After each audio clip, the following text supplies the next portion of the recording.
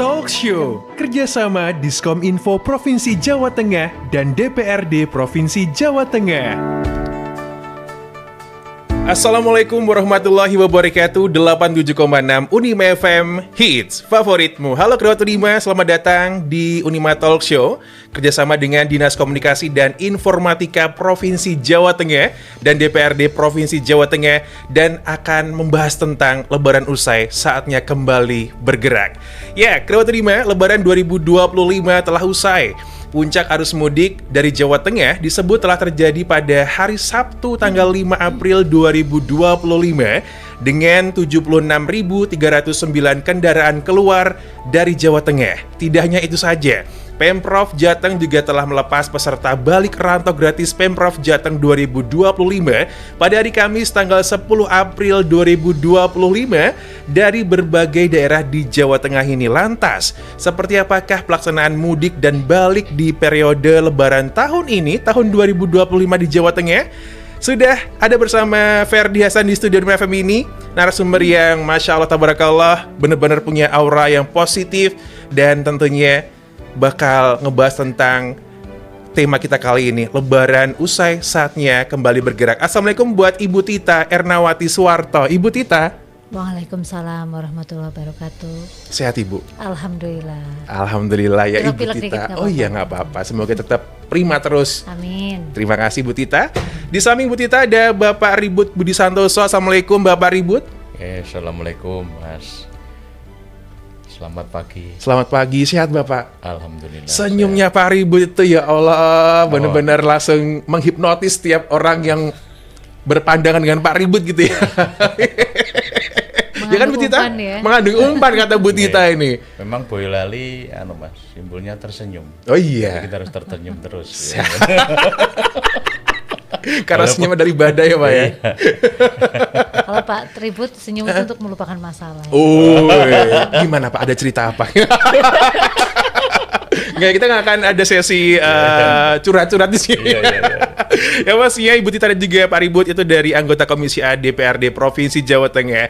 Nah, Kerabat Unima, untuk informasi tentang Provinsi Jawa Tengah, kamu bisa akses website diskominfo.jatengprof.go.id, Twitter @kominfo_JTG, Instagram @kominfo.jateng, Facebook diskominfo.jateng, YouTube Kominfo Jateng, atau bisa juga via WhatsApp Unima FM juga boleh bertanya tentang tema kita kali ini di 0811 2533 876, live Instagram @876 Unima FM, dan juga streaming di unimafm.com. Ini tentang Lebaran sudah usai, saatnya kembali bergerak. Ini aku tanya dulu sama Ibu Tita sama Pak Ribut, mudik nggak sih Pak?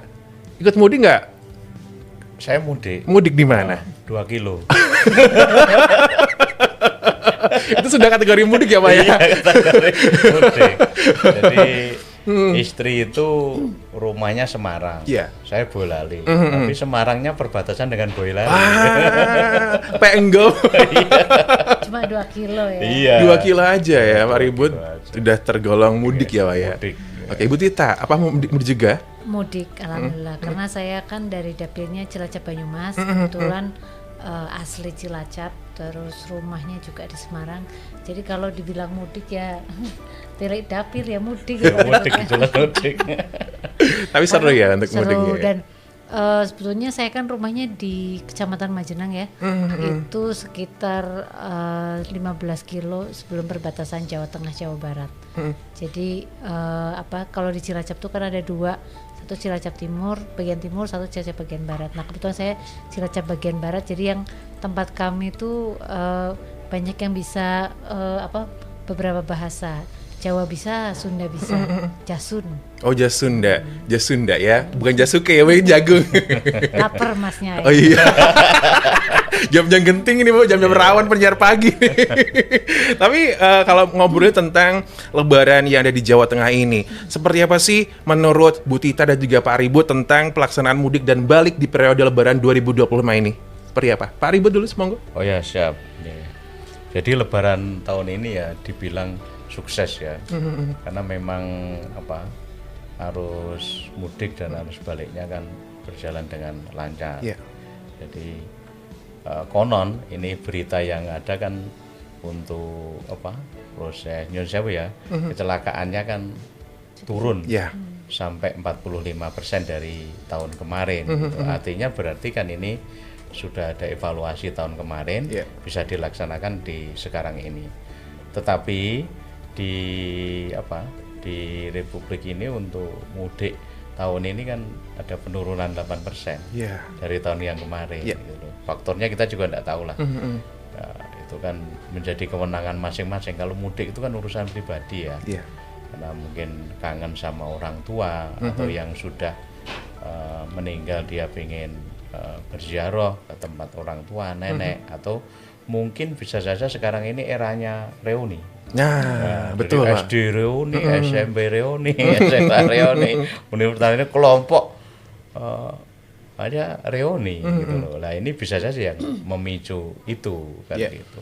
Tetapi pada prinsipnya di Jawa Tengah ini kan tadi sudah diinformasikan di depan, pemerintah juga memfasilitasi masyarakat Jawa Tengah yang ada di perantauan. Perlu diketahui tidak hanya perantauan yang di Jakarta loh, di Surabaya juga kita juga memfasilitasi untuk bisa mudik ke Jawa Tengah. Biasanya pemahaman kan kalau mudik itu dari Jakarta ke Jawa, gitu, iya benar-benar. Seperti Bu Tita ini dari Semarang ke Cilacap, itu mudik itu. mulai dhisik itu. Nah ini yang sebetulnya yang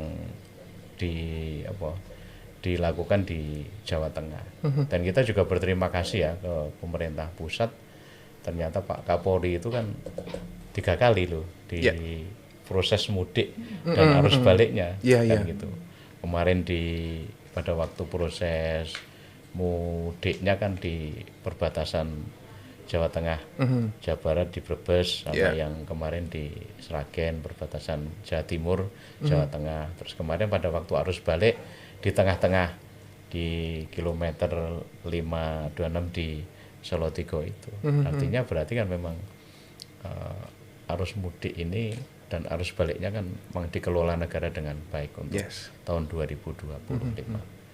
Berarti terlepas dari berbagai peristiwa-peristiwa yang melatar belakangnya. Berarti alhamdulillah untuk tahun ini perjalanan mudik dan juga arus balik bisa lancar. Karena semua juga bekerjasama dengan baik, stakeholder juga gitu ya Pak ya. Namun ada beberapa faktor juga yang mempengaruhi penurunan jumlah tingkat mudik ke Jawa Tengah ini. Kita nggak tahu seperti apakah faktor-faktornya. Mungkin bisa kayak Pak Ribut tadi bilang faktor pribadi dan sebagainya gitu kan. Kalau saya malah berpikiran karena kemarin itu kan juga ada liburan Nataru. Yang dekat. Dekat kan artinya baru 3 bulan 4 bulan. Jadi mungkin ya ada faktor ke situ. Betul. Di samping itu mungkin faktor yang lain mungkin ya karena kondisi Republik ini yang nyun sewu banyak PHK. Betul. Itu mungkin bisa mempengaruhi juga terkait dengan respon kalau mau mudik itu. Jadi tingkat finansial orang pun juga berbeda-beda gitu Pak ya. Oke, siap Pak Ribut, terima kasih. Bu Tita, seperti apakah pandangan Ibu Tita tentang mudik Lebaran tahun 2025 di Jawa Tengah ini? Sebenarnya kalau mudik tahun 2025 ini menurut saya sama dengan tadi Pak Ribut bilang bahwa yang namanya mudik itu ya kalau dibilang aman terkendali ya. Karena menurut data sebetulnya sekitar 27,6 juta jiwa orang itu mudik dan terutama yang melintasi Jawa Tengah. Nah, itu sekitar 2 juta kendaraan yang melintasi. Jadi bayangkan kalau orang mudik, kalau tadi Pak Ribut bilang Jabodetabek ya Pak Ribut ya, ke arah timur, begitu juga dari Surabaya. Sebetulnya Jawa Tengah itu kan poolnya ya, jadi kita harus tahu bahwa yang namanya Jawa Tengah itu sebenarnya kalau pusat mudik ya di Jawa Tengah itu, baik dari jalur Pantura maupun jalur selatan. Nah, kalau untuk mudik tahun ini menurut saya betul tadi kata Pak Ribut, kita mengalami penurunan ya Pak Ribut ya, sekitar 8%. Mungkin karena satu ada ketidakpastian secara ekonomi. Jadi ini kan kita tahun 2025 ini kan dengan banyak mungkin ada efisiensi, kemudian juga ada PHK, terus juga ada fenomena bahwa yang namanya orang kemudian kan sekarang kan mungkin namanya media sosial udah banyak ya, ada WhatsApp itu juga bisa video call dan segala macam. Akhirnya orang itu mikir kalau misalnya Lebaran bermaaf-maafan cukup juga lewat media sosial. Akhirnya mengurangi tingkat mudik itu bisa juga. Atau juga memang ada fenomena bahwa wah nanti kemarin udah pulang nih awal tahun, kemudian ini kan berdekatan, jadi savingnya nanti mungkin untuk akhir tahun lagi, karena orang cenderung untuk tidak men-spend money ketika Lebaran, gitu. Maka itu juga yang perlu diperhatikan ya. Tapi overall kalau di Jawa Tengah mudiknya tuh aman terkendali. Yang pertama, kemudian yang kedua, saya lihat kayaknya selama perjalanan mudik kebetulan saya orang Cilacap, sampai saya orang Jepara, dari mulai ujung barat sampai ujung timur yang namanya infrastruktur sudah banyak perbaikan ya Pak Ribut gitu. Itu kan memudahkan juga orang mudik. Jadi bayangkan kalau mudik terus jalannya jelek kan kasihan gitu. Pemudiknya sudah jauh, capek, jalannya jelek gitu. Tapi alhamdulillah respon pemerintah bagus ya. Kemudian juga pembangunan infrastruktur juga lebih baik di Jawa Tengah. Jadi dari segi infrastruktur itu juga cukup memadai. Dan betul tadi kata Pak Ribut bahwa yang namanya stakeholder itu memang penting perannya untuk mendukung mudik tahun ini. Mungkin tadi kalau Pak Kapolri juga kan kalau nggak salah tahun ini juga banyak operasi ya Pak operasi ya. Kalau Lebaran itu namanya operasi ketupat biasanya. Juga sudah banyak ini untuk memantau sebetulnya di jalan perkembangannya seperti apa, supaya yang mudik itu juga selain aman terkendali, nyaman juga, kalau menemukan kesulitan di jalan paling tidak ada bala bantuan gitu.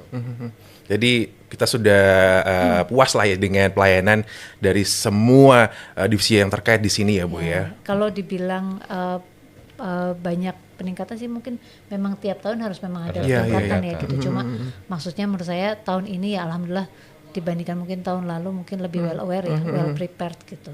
Apakah ada masukan atau evaluasi untuk pemerintah Provinsi Jawa Tengah terkait dengan Lebaran tahun ini Pak? Bu, apakah ada masukan-masukan gitu? Jadi pelayanan itu kan semakin lama semakin bagus ya kalau kita lihat dari tahun ke tahun, karena memang pemerintah juga harus melakukan evaluasi. Misalnya peristiwa di Lebaran kemarin kan sangat pilu ya, di tol mana itu yang peristiwa itu. Jadi itu kan bentuk evaluasi saya kira. Jadi memang benar evaluasi harus dilakukan terkait dengan proses mudik gitu. Biasanya orang konsentrasinya kan arus mudiknya, arus baliknya kan tidak pernah dibahas. Betul. Nah ini yang tahun ini yang sudah mulai dibahas. Contoh Pak Kapolri sampai sidak di turun Jawa langsung Tengah, ya turun Pak. langsung. Betul. Ini yang sebetulnya bentuk keberpihakan pemerintah terhadap pelayanan, bagaimana mudik ini bisa berjalan dengan baik. Ya kalau Mbak Tita bilang kan mandali, aman dan terkendali. Jepara ke Cilacap loh, jauh, dan sebaliknya. Kalau Ibu Tita ada evaluasi nggak atau masukan untuk pemerintah Provinsi Jawa Tengah gitu? Kalau menurut saya dari pemerintah Jawa Tengah sendiri mungkin kan mudik kan udah tiap tahun ya, yang tadi saya bilang bahwa yang namanya perbaikan tuh tiap tahun harus terus menerus, karena ini kan memang kaitannya dengan masyarakat luas gitu, yang memang pengen mudik dan balik. Tapi yang perlu kita perhatikan kalau menurut saya satu itu sebetulnya kemarin di tol, terutama yang tol Jawa Tengah. Itu kan banyak kemacetan itu karena orang terlalu menumpuk di rest area. Itu kemacetannya itu. Jadi orang mau masuk rest area sulit, keluar juga sulit. Nah itu mungkin juga perlu ada perhatian khusus dari pemerintah. Jadi rest area itu kalau bisa memang setiap mudik paling enggak ada yang temporary ya, ada yang sementara supaya mengurai kemacetan. Jadi kasihan orang misalnya mudik kan jalan jauh, nyetir panjang. Kita aja kalau misalnya nyetir lebih dari 2 jam lebih itu kan kita butuh istirahat. Nah mungkin kalau misalnya kita capek nggak mungkin terus-terusan di pinggir jalan. Nah, adanya rest area itu kan memang membantu. Tapi kalau terlalu banyak orang penumpukan di situ kan kasihan juga. Betul, Kalau betul. nggak salah tahun 2024 itu waktu itu di rest area ada pembatasan jam ya Pak Dut ya. Jadi yang masuk rest area itu misalnya mobil ini dicatatin. Nah, ini mobil masuk kalau bisa dia cuma 1 atau 2 jam kemudian keluar. Bukan apa-apa, tapi emang mengurangi penumpukan di rest area. Jadi bayangkan orang mau masuk dan mau keluar kan sulit. Betul, gitu. betul. Nah nanti mungkin ke depan perlu diperhatikan oleh pemerintah itu. Kalau bisa ada yang rest area yang temporary atau yang sementara hanya untuk dihitung misalnya H-4 atau H+4 gitu. Jadi untuk mengurangi tingkat penumpukan tuh yang pertama. Kemudian yang kedua ya kalau menurut saya beberapa kemarin misalnya kalau dari Jogja ya Pak gitu ya, itu kan memang sudah dibuka tol Jogja yang ke Jogja Solo Semarang gitu. Nah itu juga kalau misalnya yang di Jepara mau ke arah mana Demak itu kan ada tol Demak. Harapan saya ke depan itu untuk juga membantu mengurai kemacetan, kalau bisa ya dipercepat prosesnya dan paling tidak itu kan membantu masyarakat juga nanti untuk kelancaran di jalan. Karena gini, kalau misalnya kita lihat dari Semarang mau ke Jepara atau mau ke Kudus itu kan pasti lewat Terboyo. Betul. Itu kalau hujannya gede dikit, nah itu pasti macetnya luar biasa karena di situ banjir. Yes. Nah itu kan kasihan. Betul. Nah kalau untuk jalur selatan menurut saya ya itu cukup aman lah ya, kemarin cukup terkendali. Hanya di beberapa tempat memang ini perlu juga kerjasama juga terhadap kepolisian atau Polri. Jadi kemarin saya sempat dari Cilacap mau ke Jogja, ke arah Jogja kemudian ke Semarang, itu kan di arah Kebumen itu macetnya luar biasa. Nah mungkin di situ perlu ada rekayasa lalu lintas lebih bagus ya. Yes. Oke. Untuk paling enggak paling enggak di situ jangan ada penumpukan karena ada beberapa misalnya tuh ada simpang 3, simpang 5 itu kan biasanya perlu ada yang perlu ada polisi yang memang ngatur. Tapi kan nggak mungkin polisinya ngatur 24 jam. Nggak pulang kasihan anak istrinya. Betul. Ya, betul. Harus ada perlu ada rekayasa lalu lintas ya lebih lanjut gitu. Oke. Paling cuma itu aja. Siap, semoga evaluasi yang diberikan dari DPRD Provinsi Jawa Tengah itu bisa diaplikasikan ke tahun ke depannya gitu ya. Siap, terima kasih. Nah, ini kan momen Lebaran otomatis orang atau masyarakat juga banyak sekali harus mengumpulkan pundi-pundi uang gitu, rupiah. Nah, aku pengen tahu nih seperti apa sih kondisi ekonomi dan juga sosial masyarakat di Dapil Pak Ribut yang ada di Boyolali, Kota Magelang dan juga Kabupaten Magelang seperti apa, dan Bu Tita juga ya untuk yang ada di Dapil Cilacap dan juga Banyumas seperti apa ini Pak? Ribut dulu silakan. Nambah dulu ya. Boleh. Dengan masukan. Jadi di tol Solo Boyolali sampai ke Semarang ini kan ada 2 pembangunan rest area yang kemarin itu diperkirakan Lebaran itu selesai, tapi ternyata kan belum. Nah ini monggo lah dipercepat untuk pembangunannya. Karena memang tol untuk JSN ya itu memang yang menurut saya harus menjadi percontohan nasional. Ini bukan kok mengkritisi pemerintah ya terkait dengan proses. Misalkan penjenengan ke mana Brebes sampai ke Jakarta itu kan jalannya aja kan Nyon Sewu ya, banyak gelombang-gelombangnya, terus banyak sampah yang dijual. Kalau di Jawa Tengah ini kan relatif dibersihkan oleh petugas gitu loh. Nah ini yang kedepannya juga harus dilakukan oleh pemerintah pusat. Karena yang tol urusannya pusat Pak. Yes. Bukan urusan betul. Pusat yang punya kendali. Punya kendali. Tuh, terus berikutnya terkait dengan perkembangan ekonomi ya, kalau di Dapil saya kayaknya semoga saja tidak terpengaruh. Karena kemarin itu kan ada peristiwa besar ya di Dapil, khususnya di Boyolali itu juga terpengaruh. Karena banyak orang Boyolali yang menjadi pekerja di Sritek. Iya Pak. Sritek itu sekitar 2000-an lah catatan di tenaga kerja Boyolali. Kemarin juga kita sempat ke Sukoharjo ya. Nah, terkait dengan itu monitoring Komisi A ke Sukoharjo terkait dengan proses itu yang sekian itu. Jadi yang puluhan ribu itu tidak hanya dari Sukoharjo, bisa dari Klaten, Boyolali, Solo gitu. Di Solo juga Pak Wali Kota juga mengungkapkan ya, hanya sekitar 1.000 sekian yang terpengaruh. Nah ini sebetulnya juga menjadi tanggung jawab pemerintah pusat, bagaimana menyediakan orang-orang yang sudah ter-PHK ini untuk menjadi pekerja kembali, atau dia bisa melakukan upaya bagaimana bisa membiayai keluarganya dari bekerja itu. Ada peluang-peluang yang harus digariskan.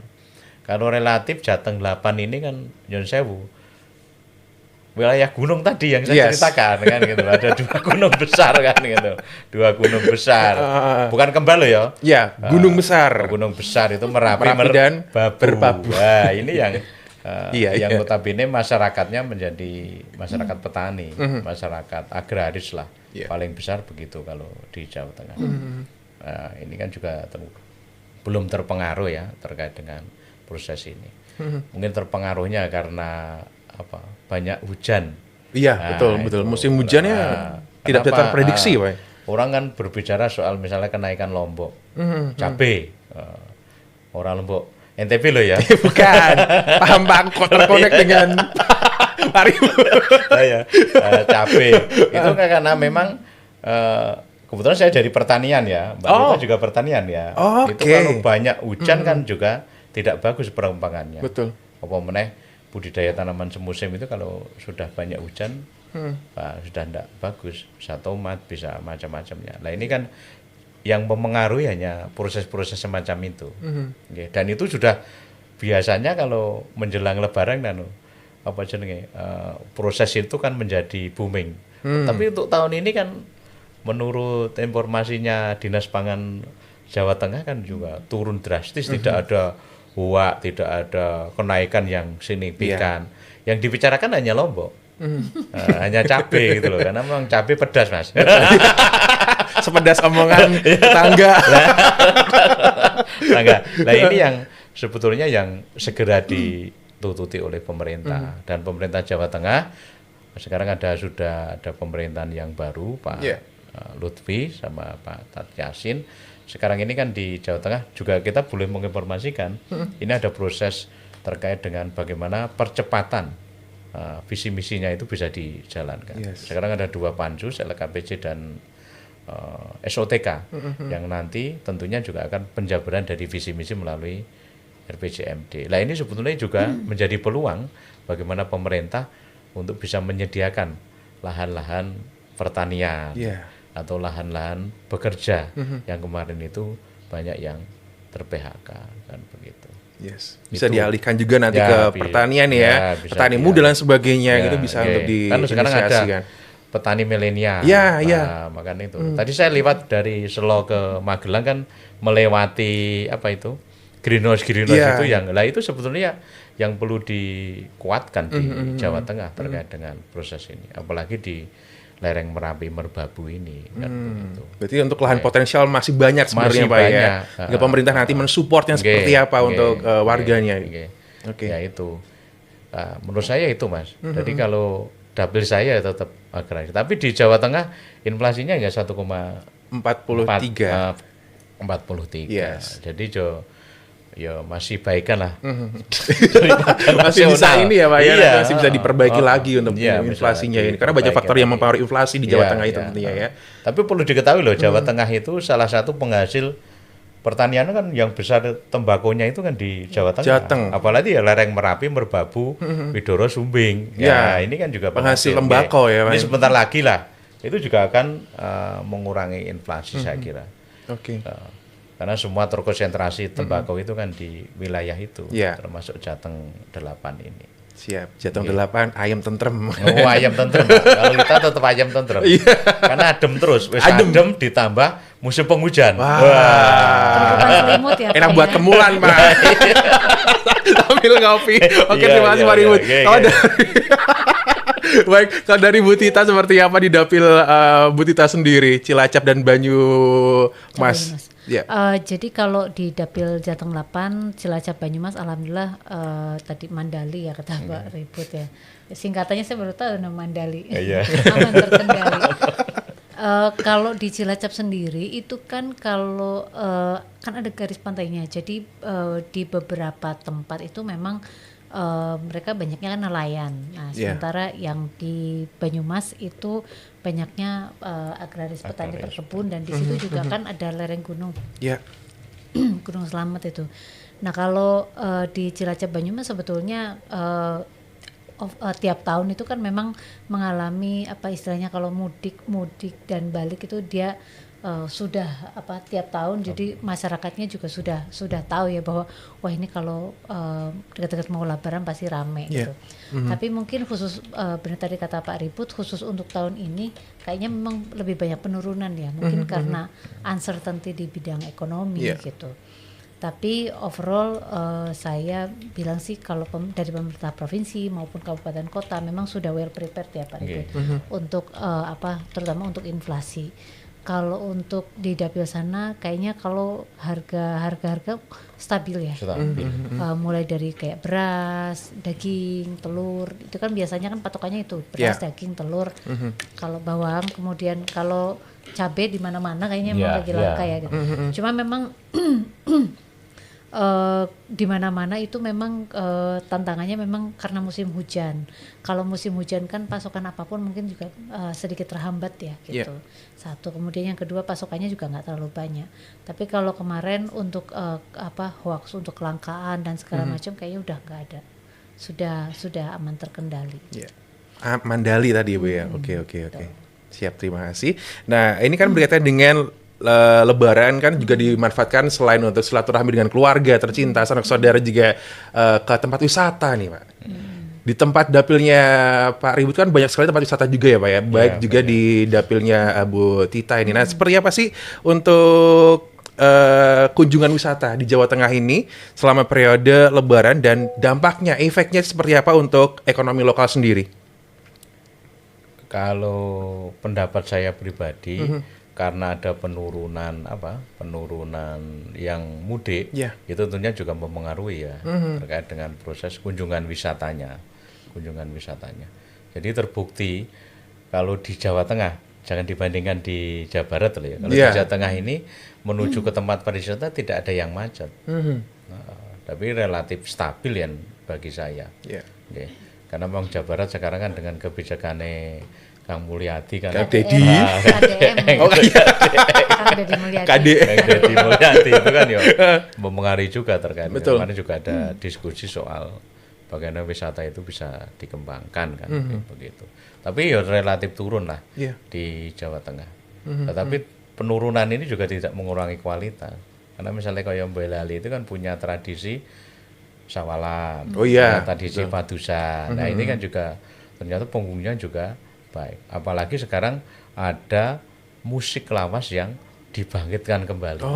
Apa tuh Pak? Lorenza.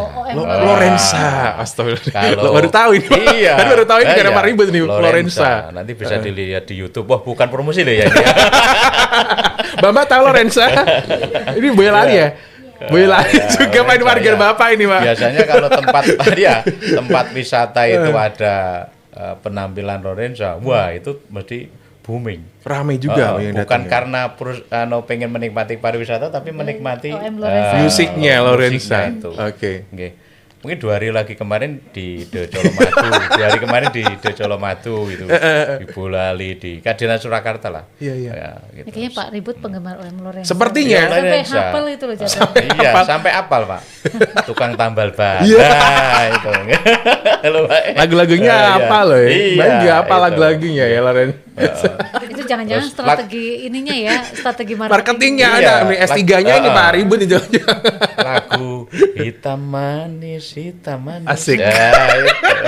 Padahal sekarang enggak ada yang Satu jam coba Pak Ribut, silakan nyanyi Pak Ribut di sini, boleh disilahkan karaoke. Mbaknya yang Gen Z tahu lagu hitam manis?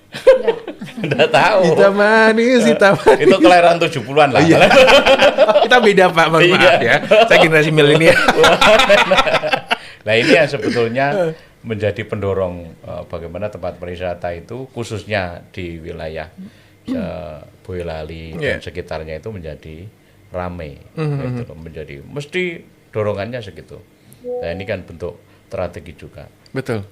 Betul. Terkait dengan. Tetapi yang menurut saya kedepannya juga harus ada pengaturan yang jelas terkait dengan kunjungan wisata itu. Ya. Jadi promosinya juga harus dilakukan terus-menerus ya. Betul. Terkait dengan proses kunjungan wisata itu. Tidak hanya itu saja terkait dengan itu. Nah ini, Dikembangkan. itu ada pengembangan dari pemerintah terkait dengan proses itu. Sekarang kan media sosial itu kan banyak sekali, Betul, Mas. betul. Oke. Orang pada bisa hidup dari media sosial gitu. Membuat konten misalkan kalau Boyolali itu kan ada makanan yang sangat terkenal namanya sambal tumpang. Wah, enak, Pak. Wah, itu kan semuanya kan sekarang YouTuber, TikToker itu kan semua satu tempat aja kan yang mensosialisasikan, yang membuat video-video itu banyak orang. Nah, ini kan sebetulnya yang menjadi pemicu itu. Iya. Bagaimana kita bisa mengembangkan secara maksimal tempat-tempat pariwisata, khususnya wisata kuliner kalau di Jawa Tengah, di Magelang apalagi. Oh, banyak, Pak. Banyak sekali. lagi. Getuk aja kan banyak, trio apa-apa kan itu. Wajik kan di sini kan gitu. Iya toh. Nah itu termasuk itu. Orang kan biasanya kalau wisata kan wah guru nonton tempatnya, wadahnya, fisiknya. Yeah. Tapi sebetulnya non fisiknya juga harus ada pengaturan yang jelas. Betul. Utama-tama membangkitkan local wisdomnya, kearifan lokalnya yang harus dinaikkan. Dan itu nanti akan menarik. Yes. Jangan perso kopi klotok di Jogja itu tidak pernah sepi. Rame terus, Pak, itu, Pak. Padahal makanannya ya emang Ya, benar-benar yang tradisional. sederhana banget gitu ya. Iya, benar. Gitu. Ini kan benar harus dikembangkan utamanya ya di Jawa Tengah lah. Paling tidak lereng-lereng gunung, merbabu kan begitu. Harganya terjangkau, masyarakat bisa menikmati dengan alam yang ada di sekitar. Tentunya nanti akan ada teori domino kan. Kalau di situ menjadi wisata kuliner itu kan juga akan menjadi menarik tersendiri. Sekitarnya nanti akan berbenah. Sekitarnya juga akan mempersiapkan diri. Oh, apa ya gitu? Oh, mesti salah. Atau yang lainnya. Berarti akan ada UMKM yang berkembang di situ. Teori dominonya di situ. Kalau saya itu, Mas. Jadi memang berkurang, tetapi yang menurut saya dari segi kuantitasnya itu berkurang, tapi dari segi kualitasnya ada peningkatan ya. Pelayanan-pelayanan wisata khususnya di Jawa Tengah ini. Yes, tingkat kunjungan berkurang dan untuk itu semua semua warga yang di Jawa Tengah itu harus turut juga peran serta untuk membangkitkan kembali. Misalnya dengan tadi konten kreator ya Pak ya, bisa ya untuk mereview tentang kulinernya, wisatanya juga dikemas dengan apik dan nanti bisa trending topik entah di YouTube ataupun di TikTok, Instagram ya. Oke, siap Bu Tita. Kalau di dapil saya itu di Cilacap Banyumas itu sebetulnya kan kalau di hari-hari biasa itu beberapa tempat wisata biasanya agak sepi Pak Ribut. Tapi kalau misalnya Lebaran H+1, H+2, nah itu sampai H+4, 5 Lebaran itu biasanya banyak yang membludak. Jadi kalau misalnya kayak di Cilacap itu kan ada pantai namanya Jetis, nah itu kalau hari-hari biasa biasa aja, maksudnya nggak terlalu rame. Rame-rame paling kalau mau buka puasa, karena di situ kan sekarang udah mulai banyak kayak warung-warung gitu. Iya, resto-resto. Kalau bukber itu kan akhirnya kan semua tempat rame ya. Tapi kalau pas hari biasa nggak terlalu rame. Tapi di beberapa, atau misalnya kayak di Batu Raden, kalau hari biasa tuh nggak terlalu rame. Cuma ketika Lebaran, akhirnya kan orang udah selesai maaf-maafan, wah kita mumpung liburan nih, kita pengen liburan. Akhirnya tempat-tempat seperti itu kemudian jadi rame, baik di pantai maupun di daerah pegunungan, di lereng gunung itu kan biasanya rame. Jadi menurut saya itu yang nyambung tadi sama Pak Ribut, mungkin itu harus perlu perhatian lebih di pemerintah. Kalau yang namanya satu daerah mau dimajukan pariwisatanya, itu kan harus dibangun dulu lingkungannya harus dibangun dulu.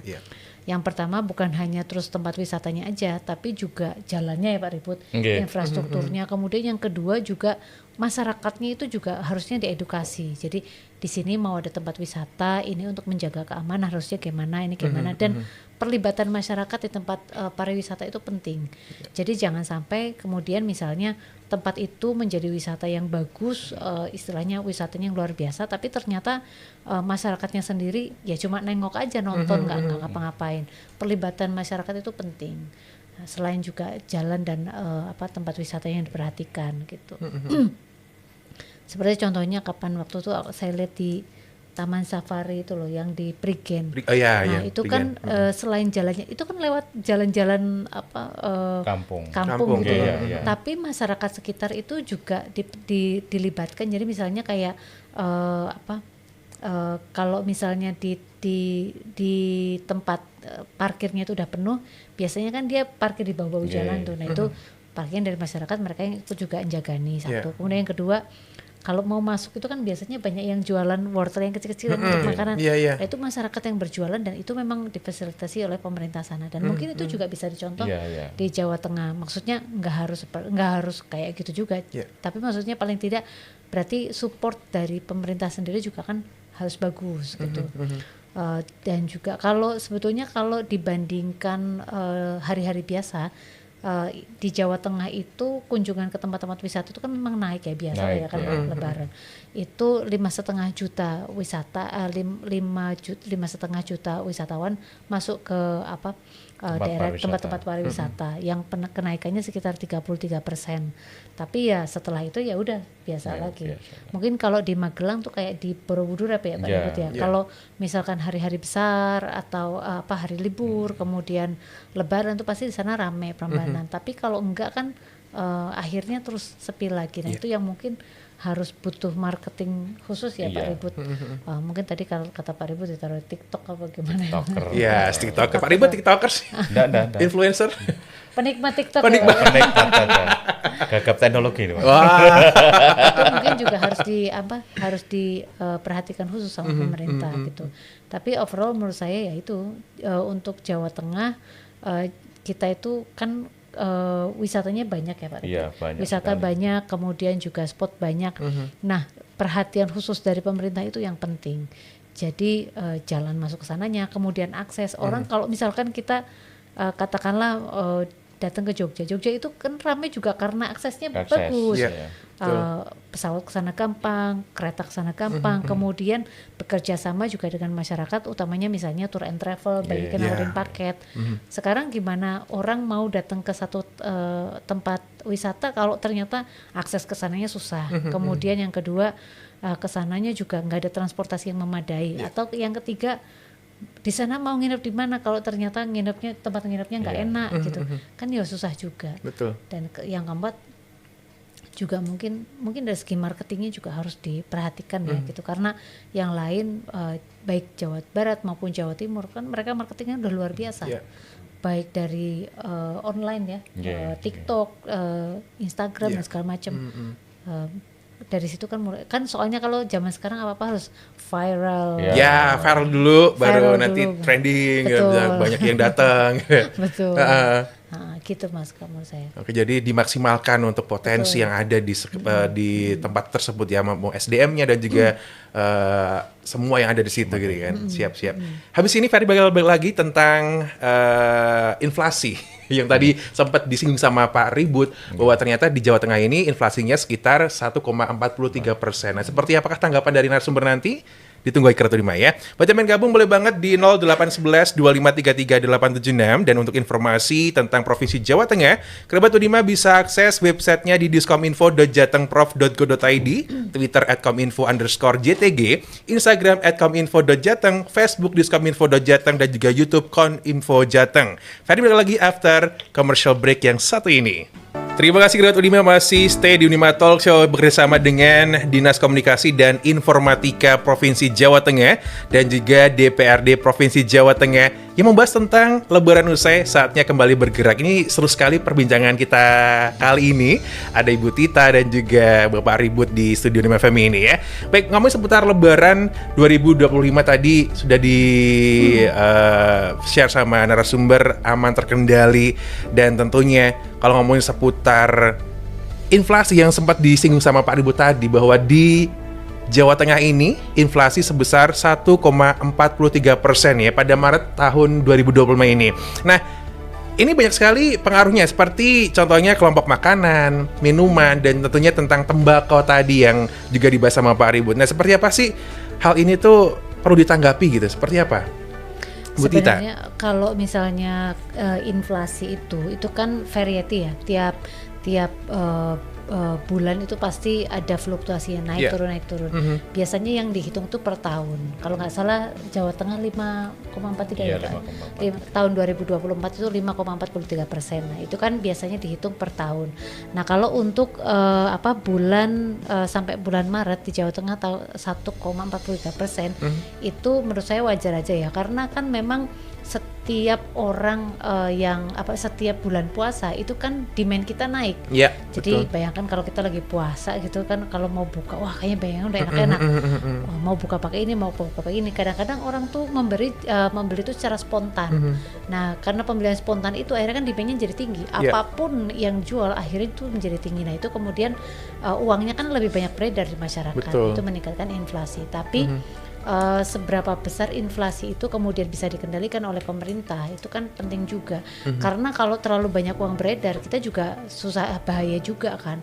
Akhirnya perlu pengendalian dari pemerintah, itu yang pertama. Kemudian yang kedua, menurut saya inflasi itu juga bisa melihat sebetulnya ini per bulan ini atau per tahun ini itu kemudian daya beli masyarakat tinggi atau enggak sih gitu. Karena itu bisa dilihat dari inflasinya. Enggak semata-mata, enggak hanya itu sih sebetulnya daya beli. Hanya kalau inflasinya naik, akhirnya kan masyarakat pemerintah akhirnya melihat masyarakat ini membelanjakan uangnya kemana gitu. Apakah ke sektor makanan atau sektor pariwisata atau apa, itu biasanya bisa implikasinya ke banyak hal. Nah, itu yang perlu disikapi oleh pemerintah. Nah, khusus untuk misalnya bulan kemarin ya, ini kan karena masih ada suasana Lebaran. Khusus untuk Lebaran, saya yakin tiap Lebaran pasti ada kenaikan inflasi, karena memang lebih banyak pembelian, kemudian lebih banyak uang beredar di masyarakat gitu. Ya, betul. Jadi karena demand-nya naik gitu, jadi otomatis dari inflasi yang di Jawa Tengah ini ya. Betul. Pada kalap ternyata. Termasuk saya, termasuk Ferdi juga kalap. Tapi kemudian menurut saya perlu juga untuk pemerintah, jadi misalnya gini, untuk supaya tingkat inflasi nggak terlalu tinggi, itu beberapa kebijakan strategis perlu diperhatikan. Misalnya pemerintah perlu juga lihat monitoring harga, jangan sampai harga tuh ketinggian. Jadi mungkin tadi kayak Pak Ribut bilang, kalau sekarang mungkin lebih terkendali ya Pak Ribut ya, kayak beras, terus telur, daging dan segala macam itu sudah ada istilahnya sudah ada kebijakannya. Nah, itu perlu juga diperhatikan pemerintah. Kemarin perlu ada misalnya harga eceran tertinggi dan harga eceran terendah. Jadi in between itu, karena kalau terlalu rendah juga nggak bagus, terlalu tinggi juga tidak bagus. Kemudian yang kedua, pasokannya juga perlu diperhatikan. Jangan sampai misalnya permintaan banyak ternyata pasokannya nggak ada, kemudian harganya membumbung tinggi. Nah, itu yang perlu menjadi awareness dari pemerintah. Juga mungkin perlu juga operasi pasar gitu. Nah, nanti kira-kira ini di masyarakat kemudian yang terjadi lagi apa sih gitu. Jangan sampai kemudian satu komoditi lebih banyak daripada komoditi yang lain, atau harganya lebih tinggi daripada yang lain, karena tanpa intervensi pemerintah itu juga nggak mungkin kan. Jadi harus ditindaklanjuti lebih dalam lagi ya. Betul. Tentang ini ya Bu Tita ya. Oke. Pak Ribut, tentang Jawa Tengah ini inflasinya 1,43. Menurut Pak Ribut seperti apa nih? Apa ini wajar aja gitu? Oke. Kalau saya wajar ya, karena memang bulan Maret itu Ramadan, terus April ini nanti mungkin agak hampir sama lah, mungkin rata-ratanya. Ini karena ada Idul Fitri ya, yang tadi urusannya kan mudik tadi. Ya, betul. Mungkin pembelian barangnya juga akan ada kenaikan yang sangat signifikan. Karena kemarin itu misalkan kita hanya 1.000 orang, mungkin yang pengen beli sekarang menjadi 2.000. Nah, ini kan juga mempengaruhi terkait dengan proses terkait dengan kenaikan itu. Tetapi kalau di Jawa Tengah ini, kalau misalkan kita mendapatkan informasi dari BPS sampai Maret itu memang relatif terkendali sebetulnya, karena rata-rata 0,75%. Memang yang tertinggi di Maret itu 1,43% itu. Tapi mungkin juga perlu perhatian bulan April ini, karena kan selain libur Idul Fitri, itu juga ada libur Paskah. Oh iya, bentar lagi. Betul. Liburnya. Nah, itu biasanya mungkin juga tingkat inflasi agak sedikit naik. Jadi seperti banyak faktor yang mempengaruhi, terutama di Jawa Tengah ini tentang komoditi makanan dan sebagainya. Perlu ditelaah lebih lanjut lagi gitu ya. Menurut data yang ada ini ya, saya bacakan ini. Boleh, silakan. Oke. Jadi penyumbang inflasi itu ada 3 kelompok. Kelompok makanan, minuman, dan tembakau itu andilnya 0,53%. Ini data dari BPS. Lah utamanya memang minyak goreng. Nah, kan bisa ditebak ini. Minyak goreng ya. Musim penghujan tadi di awal kan. Lebih bagus menikmati kopi dengan beberapa gorengan. Itu tadi ya. Terus ada perawatan pribadi dan jasa lainnya itu punya andil 0,45%. Tetapi yang mempengaruhi catatan BPS itu yang di Maret itu terkait dengan perhiasan utamanya Mas. Lah sekarang yang itu lagi viral Pak. Ini lagi viral banget tentang viral itu. Pembelian logam emas gitu ya, yang harganya sempat turun. Alhasil banyak sekali yang pengen gitu untuk membeli ini. Sampai antri-antri ya. Antrian Ibu Tita ikut ngantri. Titip kalau. Titip lah, just tip ya. Terus yang berikutnya adalah penyedia makanan dan minuman. Punya andil 0,25% dari komunitas utamanya kan begitu. Jadi ada 3 hal itu yang penyumbang inflasinya di Jawa Tengah. Semoga di bulan depan gitu di Mei dan sebagainya udah tidak sehektik yang sekarang ini ya Pak ya. Karena Bu Tita juga mengatakan bahwa di April ini masih ada libur Paskah. Ya kan? Jadi ya itu tadi harus ada PR juga untuk kedepannya gitu ya. Nah ini tadi tempat logam mulia. Itu kan di dapil panjenengan semua juga mengalami seperti ini ya, yang ombak yang ada di Indonesia ini juga ya untuk pembelian si logam mulia ini ya Bu Tita ya. Saya nggak tahu kalau di dapilnya Pak Ribut ya, maksudnya di dapil sini Jateng berapa Pak Ribut berarti? Jateng 8.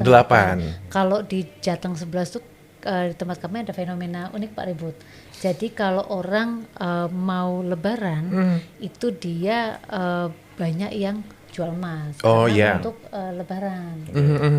Beli emas karena untuk lebaran. Mungkin maksudnya kalau lebaran kan banyak yang glowing gitu ya, penampilan. Bener, buat show ke keluarga kan.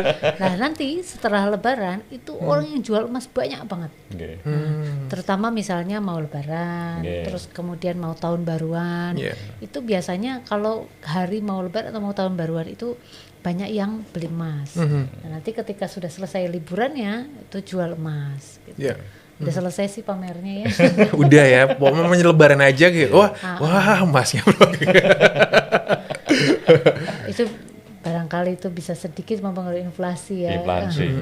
Tapi sepertinya ini juga bukan cuma di dapilnya Bu Tita juga ya, tentang masyarakat yang hektik heboh ketika lebaran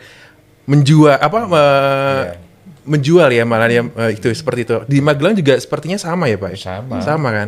Bener kan juga Magelang kan? Iya. Kalau perbatasan Pak ya. Melewati toko emas kan gitu, TM lah. Toko emas asik. Saya kan dengan istrinya loh, TM-nya rame. TM-nya toko emas. Ngelirik gitu kan. Pak turun dulu Pak. Ibu dibelikan emas gitu. Itu juga memang yang jadi mungkin ya.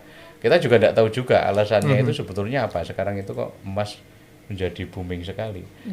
Tapi di kita sebetulnya yang diceritakan Bu Tita tadi kan sudah terbiasa. Kalau mau menjerang Idul Fitri itu mesti berbondong-bondong. Karena dia harus berhias diri. Wah, dilihat saudaranya, dilihat temannya reuni itu tadi. Jadi kan flexing ada, itu udah dari dulu ternyata kita nggak aja gitu di bulan Ramadan. Tapi flexing tapi kenapa kok sampai sekarang justru malah menjadi booming emas ini.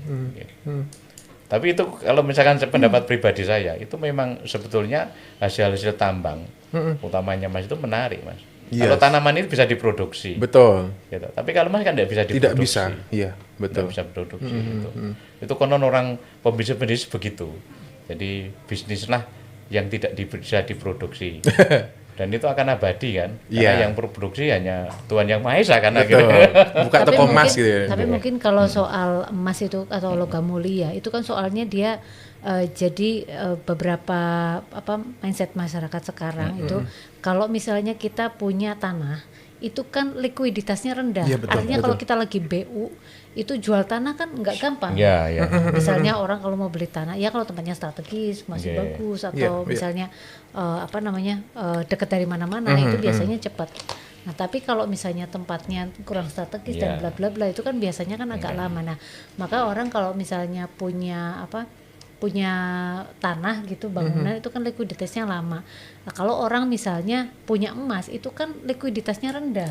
Iya. Artinya maksudnya meskipun harganya fluktuatif, tapi whenever kita misalnya lagi butuh dijual cepat, itu dijual tuh datang aja ke toko emas kan sudah ya. Betul, cepat Makanya banget. beberapa misalnya kayak bukan hanya bank, kayak Pegadaian juga bikin ya, kayak tabungan emas dan segala ada. macam, karena memang itu likuiditasnya rendah. Gitu. Jadi artinya misalnya kapan-kapan kita butuh, cepetan aja bisa bisa dijual, kemudian duitnya cair. Ya, betul. Setuju banget dengan statement dari Pak Ibu dan juga Bu Tita bahwa ternyata emas itu juga buat pegangan tuh untuk investasi jangka panjang tuh lumayan ya, Bu ya. Nanti berapa tahun ke depan udah nilainya juga udah naik lagi gitu. Dan cocok banget ketika butuh uang tadi uang gitu, ditinggal di toko emas, udah deh dapat duit gitu ya. Kalau tanah kan Susah. Agak susah Pak ya, benar-benar. apalagi makelarnya juga pengen body oke. Nah, repot itu dia. juga. Malah tambah sulit mau jual. Pengalaman ya Pak. Oke. Jadi ini tadi pertanyaan dari Mbak Sasa di Magelang tentang fenomena logam mulia tadi, pembelian logam mulia ya. Kita lanjut ke ini Pak, yang pengen aku tanyakan ke narasumber lagi tentang libur Lebaran ini, libur panjang. Otomatis kan perekonomian atau produktivitas dari masyarakat kan juga sedikit terhenti gitu ya. Nah, gimana sih caranya untuk membangkitkan lagi, mendorong masyarakat untuk kembali produktif, terutama di sektor informal dan juga pertanian di Jawa Tengah ini seperti apa Pak? Ada tipsnya nggak Pak untuk? Oh, ada tipsnya. Masih. Ada tipsnya. Yang pertama, yuk kita kembali lagi, move on lah bahasa kayak anak percintaan ini. Iya, move on lagi lah terkait dengan proses ini. Yeah. Bahwa peristiwa sebetulnya kan Lebaran ini kan periodik, setiap tahun mesti ada Lebaran. Jadi kita tunggu lagi. Kalau kemarin itu Lebaran bangunnya siang, ya sekarang Yun Sewu ya harus tertib lagi. Ya, betul. Bangun pagi, semangat pagi gitu. Sebelum kita beraktivitas, kita juga harus berolahraga dulu. Betul. Paling tidak menggerakkan badan. Pak Ribut olahraganya apa Pak Ribut ya? Olahraganya renang. Waduh, ajak Ferdi renang Pak. Loh, Pak Ribut jalan kaki loh Bu. Oh, gitu ya. Iya, dari Boyolali ke Sehat ya Pak ya? Sehat sekali. Iya. Itu. Terus berikutnya juga ada pengaturan kembali terkait dengan pengeluaran. Iya. Kemarin kan Betul. kita tidak perhitungan sama sekali ya. Ada Jor-joran ponakan, ya. Pade minta. Ya kasih ya. Nah, sekarang kan harus ada pengaturan lah terkait dengan keuangan itu ya mulai diatur, karena tahun depan kan kita juga masih ada Lebaran lagi atau kebutuhan lagi. Ya. Terus kita berikutnya harus memprioritaskan sebetulnya peluang-peluang yang harus kita kerjakan. Ada inovasi lah paling enggak. Saya juga mau buat inovasi ini sebentar lagi di apa tuh, Pak? tahun. Oh, masih rahasia? Iya, itu. Masih itu kan internal kita. Ya, Bu Tita kayak unbelievable. Kalau beliau tidak percaya, ini teman lama ini, Pak. Oh, teman lama udah ini ya, bestie dari lama ya, Pak. Kita tunggu inovasi dari Pak Ribut, Bu Tita ya. Coba nanti Masnya minta nomornya Pak Ribut. Biar inovasinya apa? Oh iya. Biar bisa diiklanin di Unima. Iya Pak, bisa loh Pak. Wah ini pendengarnya dari mana-mana, Unima FM Pak. Asik. Terus ada yang berikutnya, kita juga harus punya cita-cita Mas. Maksudnya cita-cita itu ya, kita akan melakukan apa setelah Lebaran, ya ini kan kita akan melakukan apa ke depannya. Karena perjalanan hidup itu juga masih panjang.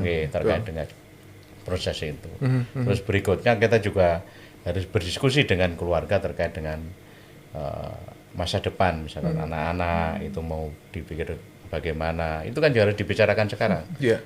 Karena memang Nyun Sewu, pengeluaran Lebaran tahun ini tuh saya itu di luar prediksi. Di luar prediksi BMKG Pak. Kalau teorinya Mbak Tita itu kan karena dia ekonom itu ya. Oh iya, pintar. Pengeluaran sama pendapatan itu harus seimbang. Kalau bagaimana kan enggak ini. Wah, kita bilang, Bun, tabungannya tok kena ya iki ponakan burung kebagian. Nah, ini yang harus diatur juga gitu loh. Jadi hal-hal kecil ini yang sebetulnya ke depannya juga harus dikonsolidasikan lah atau dikoordinasikan atau dibahas kecil-kecilan di tingkatan keluarga. Nah, dari keluarga itu kita juga akan bisa memulai yang lebih baik di tahun-tahun yang akan datang. Kadang juga jadi habit ya Pak ya. Iya. Atau misalnya nggak ngasih juga nggak apa-apa sih sebenarnya. Tapi kan kita sering sungkanan sama, wah kemarin dikasih kok sekarang enggak gitu kan. Takut omongan sebenarnya. Jadi budaya lesan atau adat istiadat itu yang sulit. Ya, kita betul. kan tidak melakukan itu. Apalagi orang mandang kan, wah ini DPRD wah Pak Ribut provinsi. ini. Terlihat dari badannya saja subur. Lah iya, subur. Mosok Pakde, mosok Gus Eko to Pakde. Nah, ini juga ya udahlah, pun keluarkan kan gitu lah. Sekarang kan kita juga harus maksudnya kan mengulang kembali terkait dengan proses perencanaan, planningnya juga harus diperketat kan. Betul. Harus bisa memanage kembali finansial yang sudah Kita jor-joran. kan jauh ya, kita ini kan bisa tidak bisa, kita sudah disebut politisi. 2024 pileg, iya toh. Iya. Terus ada pilkada, ini tetap pengeluarannya tetap besar. Ditambah sekarang, tapi ya karena politisi kita harus yang gembira, Pak. Tapi ya tetap berjalan dengan. Kayaknya nggak politisi aja deh Pak. Iya. Semua pekerja itu harus yang gembira. Iya. Jangan dimonopoli kita doang. Oh, iya. Pokoknya semua harus dikerjain dengan bahagia, happy dengan kan, bahagia, dan untuk melayani semuanya gitu kan. Pokoknya kita kembali bergerak kembali. Betul sekali. Menyongsong masa depan yang kita cita-citakan. Asik, terima kasih. Pak Ribut ini kayak ini ya, motivator sekali gitu. Oh iya. Gantinya Mario Teguh. Wah, jangan. Biarkan dengan ikonnya sendiri Pak Ribut gitu ya. Oke, kalau Mbak Tita seperti apa? Oh, Mbak Tita lagi, Bu Tita. Jadi kayak temen lagi bestie kan. Bu Tita seperti apa mendampingi untuk kembali produktif masyarakat pasca Lebaran?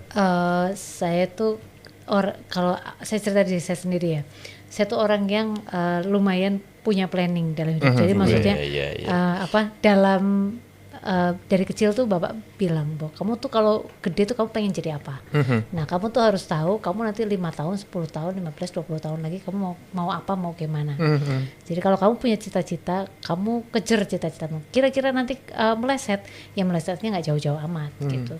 Jadi ya menurut saya sih kalau saya yang sekarang itu karena dulu pernah diomong sama bapak, kamu dari kecil pengen jadi ini, jadi kira-kira kalau misalkan sampai detik ini pencapaian ini ya mungkin karena dulu sudah memplanning dari awal.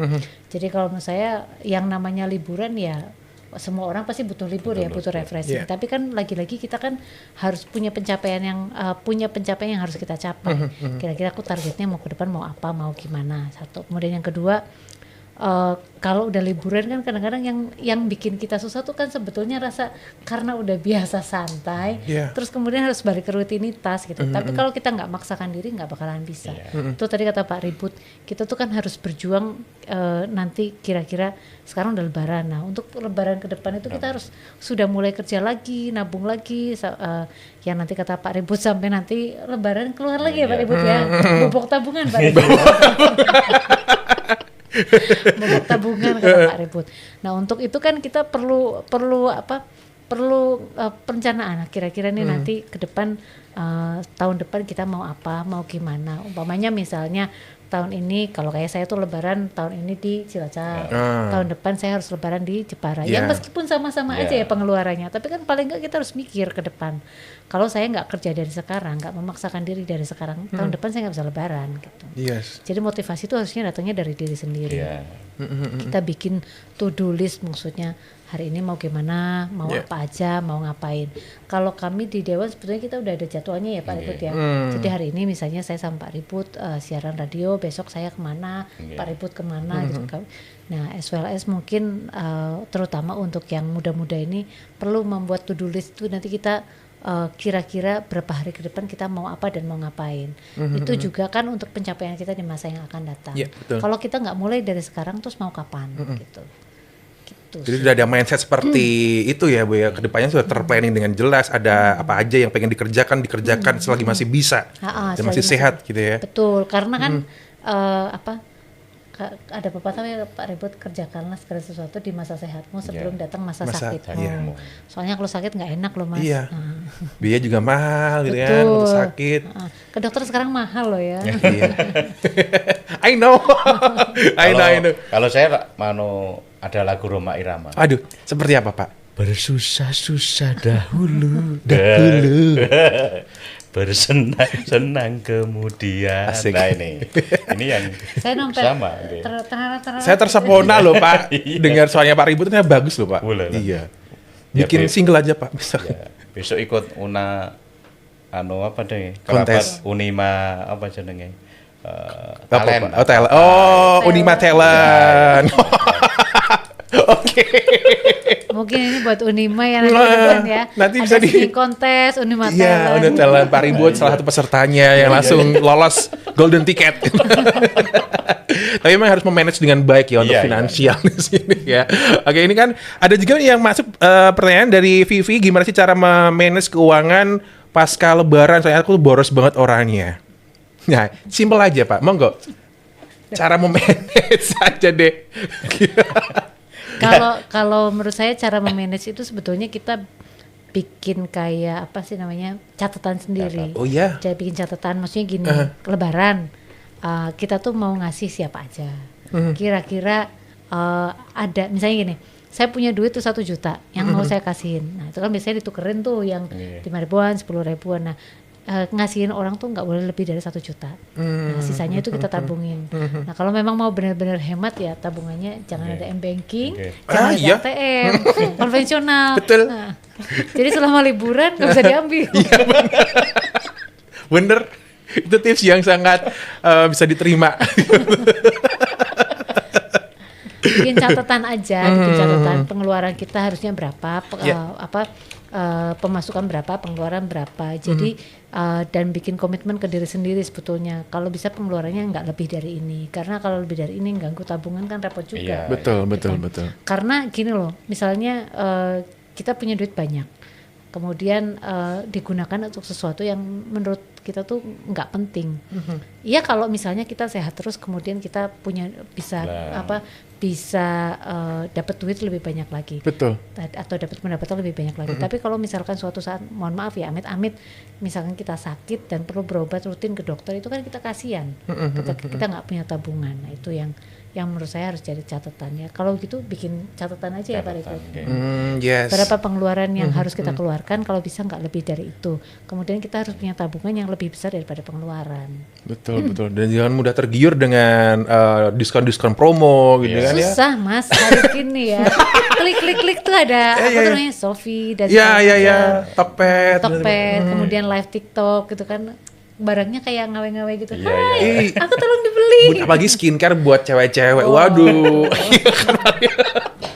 Ada promo sedikit langsung di check out, masuk keranjang kuning gini. Kadang suka kalap kayak gitu ya. Kita nggak tahu, nggak kerasa ternyata kok kayak gini. Habis duit. Ada beberapa fenomena sebetulnya kalau yang baru-baru ini kan, misalkan yang Gen Z itu kan karena kemudahan dalam bertransaksi, kemudian kita kemudian menjadi lebih konsumtif. Jadi kalau beberapa kayaknya kalau TikTok atau Instagram kan bapak-bapak pusing karena bentar-bentar ibunya paket. Ya, Bu, paket terus loh Bu. COD semua. Bapaknya yang bayar.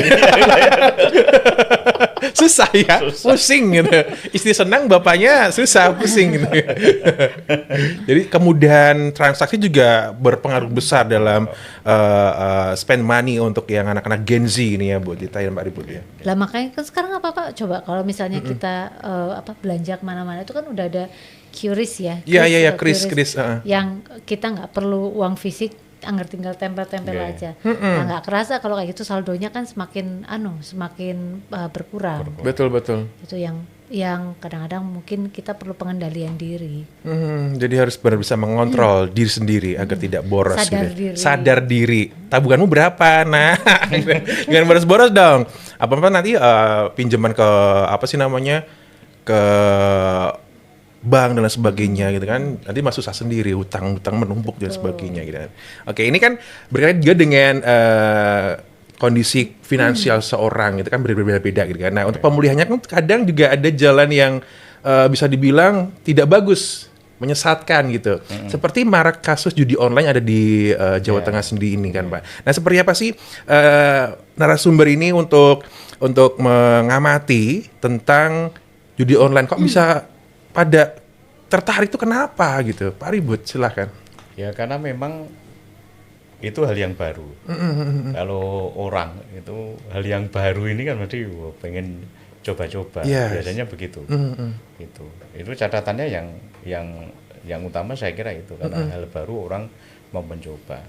Apalagi sekarang kan kalau yang namanya online itu semua kan harus pakai internet. Harus ada akses kan. Sekarang kan mudah sekali tuh akses. Setiap rumah mesti punya wifi. Iya betul. Dulu dari 3, 4, sekarang sudah 5. Kan 5G sekarang ya toh. Nah, ini kan juga membutuhkan perkembangan. Walaupun perkembangan ini juga harus ada pembatasan-pembatasan kan gitu. Terus sekarang dikemas kalau misalkan orang tua tidak bisa, karena orang tua ini biasanya kan gagap teknologi ya, seperti saya ini kan juga gagap teknologi kan. Anda udah tua, Pak? masih muda. Baru 40 tahun, ya kan, Pak? Iya. Terus apa jenenge? Terus sekarang ini kan judi online itu juga merekayasa sendiri. Oh, misalkan dia melalui dengan permainan game. Ini kan bisa. Jadi orang tertarik itu loh. Padahal itu sebenarnya judi online. Nah, ini yang harus diperhatikan, utamanya dari orang-orang tua lah, anak. Itu sekarang kan ada pembatasan sebetulnya terkait dengan proses itu. Kadang kita juga tidak tahu yang diinstal anak itu apa, itu kan kita tidak tahu. Betul ya, game kok. Padahal itu sebenarnya rekayasa tadi dari bentuk judi online itu. Kan gitu. Kalau kemarin itu kan pinjaman online, sekarang kan judol online. Judol ini yang memang yang sekarang itu. Itu dari dari pengembangan masyarakatnya. Tetapi dari pemerintah, harusnya pemerintah juga punya kewenangan untuk bagaimana judi online judulnya ini atau judi online ibaratnya kalau nggon komputer itu betul. Malware. Malware-nya misalkan harus dibredel oleh pemerintah atau diberhentikan atau diprotek oleh pemerintah. Nah, ini sebenarnya kewajiban pemerintah bagaimana untuk mengurangi hal-hal yang judi online. Dan memang wong jeneng judi itu ya wis kesenangan ya itu. Kalau sudah wong jeneng seneng itu kan dalam bentuk apapun dia akan melakukan. Nah, ini yang Kominfo Digi ya sekarang kan itu juga harus berkomitmen sebetulnya terkait dengan proses itu. Karena semua baik itu software hardware kan di mereka sebetulnya. Betul. Walaupun misalkan pusatnya itu di luar negeri, tetapi kan yang menjadi area untuk penjualan mereka kan di Republik ini. Ini harus pemerintah, harus ada protek yang jelas, harus protek yang kuat, biar mandali tadi aman terkendali, tidak bisa.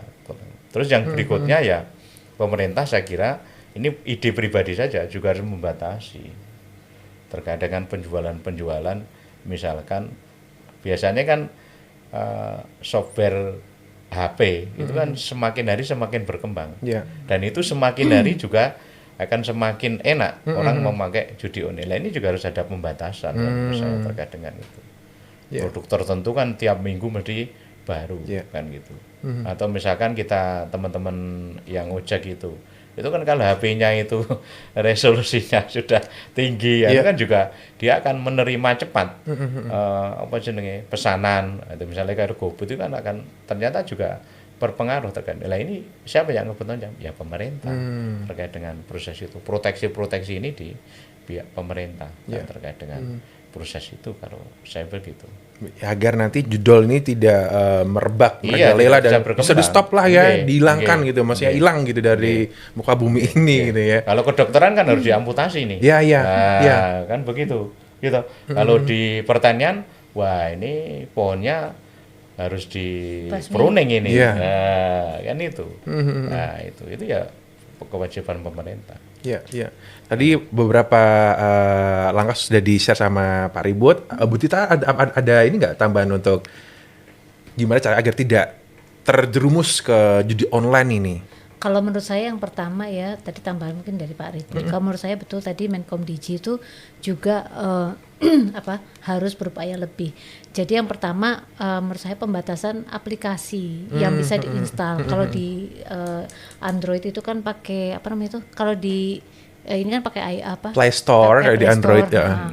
Nah itu biasanya harus pembatasan aplikasi yang memang jadi aplikasi yang nantinya bisa diinstal melalui Play Store itu memang betul-betul diperhatikan dari Komdigi karena biasanya masuknya lewat situ. Kemudian yang kedua lewat mesin pencari informasi. Misalnya kayak itu kan kalau misalnya kayak judi online segala macam kadang-kadang kita buka googling aja kan keluar iklannya ya. Iya, iya. Nah ya, terutama misalnya portal-portal berita yang berbayar itu biasanya mereka memasukkan iklan dari situ. Itu yang perlu pembatasan dari pemerintah. Kemudian yang kedua menurut saya juga perlu beberapa aplikasi. Kalau dulu itu kalau nggak salah kita kan pernah ada yang kayak main apa sih judulnya itu melalui Telegram kalau nggak salah ya. Oh yes, iya ada di Telegram juga. Iya benar. Telegram itu kan dulu kan sampai terkenal banget sampai yang punya Telegram datang ke Indonesia itu kan. Nah itu susahnya adalah ketika misalnya dari pemerintah itu udah bilang bahwa ini ternyata aplikasi ini melalui Telegram ini dipotong akhirnya diamputasi. Mereka kemudian bisa dengan gampang bereplikasi lagi gitu. Nah itu memang perlu awareness betul-betul dari pemerintah dan juga bukan cuma pemerintah menurut saya. Itu juga sebetulnya harus ada keterlibatan dari masyarakat. Jadi paling tidak gini, saya tuh ternyata di sini nih ada yang aplikasi ini atau memang situs ini dan segala macam itu masyarakat juga perlu aktif untuk ngasih tahu ke pemerintah. Jadi semacam ada timbal balik lah ya gitu. Karena itu nggak bisa dilakukan oleh satu pihak aja. Kemudian yang ketiga menurut saya terutama keluarga sih, karena memang kalau sudah kenal judi online itu kan mau nggak mau yang pasti keluarganya pasti kena apa aja dijualin. Nah, itu kan kasihan nanti keluarganya. Nah itu memang pendekatan keluarga menurut saya yang paling penting. Jadi keluarga terdekat, istrinya, suaminya, bapaknya, ibunya atau anaknya memang harus paling tidak deket satu sama lain supaya tahu gitu loh. Nah ini hal seperti ini boleh dilakukan atau enggak. Karena kalau enggak dari lingkungan terdekat sendiri susah juga ya. Gitu. Betul sekali. Dan yang terakhir menurut saya itu lebih ke awareness dari diri sendiri sih sebetulnya. Jadi kita sendiri yang harusnya sebetulnya lihat ini sebetulnya bagus atau tidak. Ini sebetulnya larinya akan mau kemana. Karena gini, sekali kita sudah masuk ke aplikasi itu. Sama kayak pinjol ya Pak, sama kayak pinjol. Sekali kita sudah masuk aplikasi itu, nah ketika kita tidak bisa, misalnya kalau kayak judi itu kan terus narikin terus. Nah ketika kita tidak bisa membayar, data pribadi kita akan kesebar kemana-mana. Nah itu yang bahaya. Kalau sudah privasi data pribadi kesebar kemana-mana, orang yang tidak bertanggung jawab atau yang quote-unquote punya niat jahat itu kan kemudian nanti bisa istilahnya menggunakan data itu untuk hal yang enggak gitu. Kita sendiri yang rugi nanti ke depannya. Yes, betul. Dari diri sendiri, keluarga dan juga mungkin sekitar juga diajak untuk awareness tentang bahaya judul. Karena kalau tidak salah tadi sempat juga dapat informasi dari medsos gitu juga bahwa ternyata judul itu membuat kita jadi menang-menang terus dulu di awal-awal gitu kan. Membuat kita senang, aku menang nih di awal-awal, nanti akhir kelamaan juga nanti kita bakal top up terus loss terus gitu ya. Itu memang dibikin seperti itu ya, gamesnya tuh seperti itu ya. Jadi emang berapa banyak coba kasus misalnya keluarga yang kemudian bercerai gara-gara judi online, istrinya atau suaminya udah nggak kuat. Ada juga yang sampai mohon maaf ya sakit, kemudian yang sampai mau bunuh diri. Itu kan sesuatu yang nggak kita inginkan kan gitu. Nah ini anak-anak Indonesia nanti ke depan mau jadi seperti apa? Padahal 2045 diharapkan anak-anak yang Gen Z ini kan nanti kemudian yang 2045 kan yang akan menjadi produktif kan.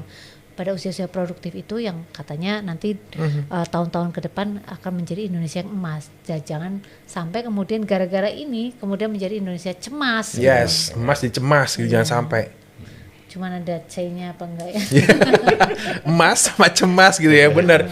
Perlu dipikir ulang Ratu Dima ya, agar tidak terjerumus ke judi online ini. Nah, untuk penindakan hukumnya seperti apa nih? Apakah sudah maksimal untuk penindakan hukum yang ada di Indonesia ini atau di Jawa Tengah sendiri tentang judol ini, Pak? Kalau melihat berita-berita, saya kira di Jawa Tengah juga sudah cukup bagus ya. Kan kemarin juga ada beberapa peristiwa judol itu kan Nyun Sewu ini dalam tanda petik aparat aja langsung ditindak, langsung POM yang menangani.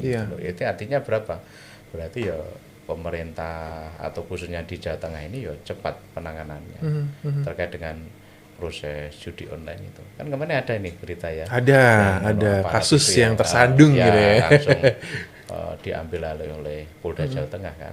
Nah, itu juga sebenarnya presiden baik yang positif ya, bagaimana penanganan judi online itu. Tapi saya pengen menambahi sebetulnya peran ada keluarga, ada macam-macam. Ini pemerintah kan harus berkolaborasi tadi, yang dengan Bu Tita tadi. Nah, ini juga harus ada memanfaatkan tokoh agama. Iya, penting mulai juga. lagi. Kalau judi biasa sambung ayam kemarin itu haram. Ya udah, sekarang harus ada ini fatwa terkait dengan judi online itu ya haram, gitu loh. Terkait dengan ini kan sementara kan haram halalnya masih belum kelihatan. Iya, masih kelihatan. Nah, ini abu-abu lah. harus track lebih tinggi, lebih kuat terkait dengan proses ini. Jadi memang harus ada kolaborasi ya terkait dengan penanganan ini. Karena memang saya berita-berita yang ada ini kan sebetulnya kan pusatnya atau ownernya kan bukan di Indonesia kan, di luar negeri ya. Ada tetangga, ada juga di Filipina dan sebagainya. Thailand, Vietnam kan begitu toh. Kemarin kita sampai ngoyak ke Vietnam, iya toh, kan sudah Filipina, nah, kan itu.